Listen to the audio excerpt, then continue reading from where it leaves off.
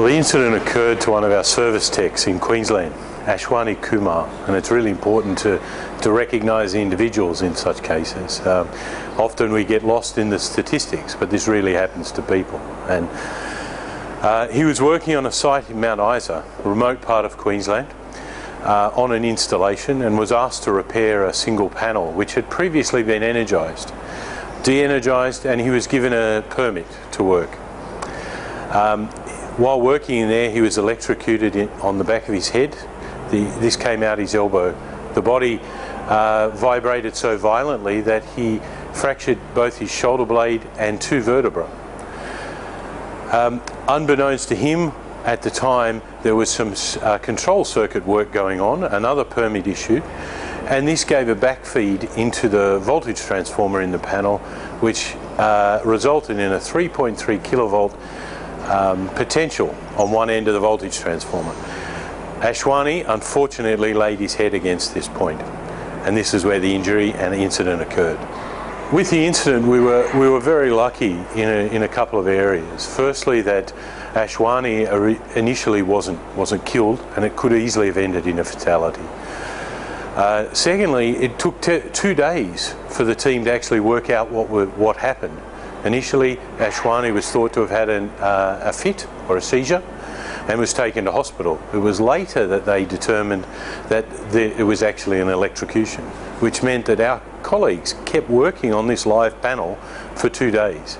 And this injury could have been repeated, and worse, we could have had a further fatality or serious injury.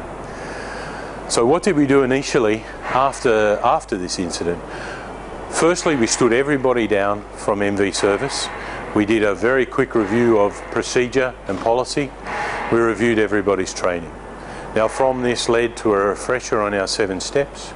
We implemented some mandatory changes to PPE, being that a Modi walk was given to everybody, a voltage sensor, and arc flash clothing was made mandatory. After that, we instituted a high voltage switching training so that all of our people could understand exactly how switching is done and how isolations are made, so they could read a single line diagram and empower themselves to understand that the permit may be issued, but is the panel actually isolated and dead, hence having control over their own safety. So on a deeper review, when we analysed the case more and more, what we found that management attention was very poor, that we were not engaged in safety as we should be. Now, if we look at this on the DuPont-Bradley curve, it means that we're very reactive, and that we're surviving by instinct and not by planning or good management. So this needed to change, and we were injuring too many people. So we had to stop the injuries, and to stop the injuries we took a very top-down approach. Not what you'd call a great safety culture, but a step in the direction we needed to take. Firstly, we reviewed all our policies, our procedures, our JSEAs, our SWIMs, to make sure that they were adequate, make sure that our legal obligations were being met, but at the same time we dictated the number of SOTs to be done every month by every person, the number of hazards to be reported. Now, by driving a KPI like this, we receive criticism about playing a numbers game, and to an extent that's correct, but we're looking at culture change, and this is the initial stages. Now, this initial stage of driving KPIs has led to people actively looking for hazards, and driving them to look for hazards means that they're finding hazards now without even thinking about it. And the momentum around hazard reporting has been fantastic. And so people are driving the hazard reporting on their own, and the quality of those reports continues to increase and increase. The same goes for our SOTs. I need not push anybody anymore to do an SOT. It becomes a natural part of our business. Every time we go to a location, we do an SOT, and it's commendable of the team on how they've picked this up. So to achieve this, we needed to look at culture change in the organisation. Initially, we started pushing this culture top down, but ultimately we needed this to be an interdependent culture driven through the team itself, and that they would look and find safety issues and talk to us about how to change them. Now, in order to get there, it's a journey, and to go down that journey, we took 3 steps. And those 3 steps were to personalise safety. Let people understand that the consequences of safety impacts directly not on them but on their families and their friends. Being unsafe can ultimately mean that your children don't have a parent.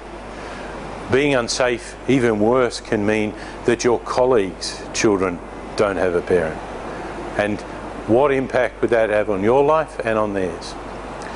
The second part was about understanding that little things make an enormous difference. And by addressing the small things, we can have big consequences. And this is raising a hazard alert, changing the hazard can prevent a death. Raising an alert can prevent an injury.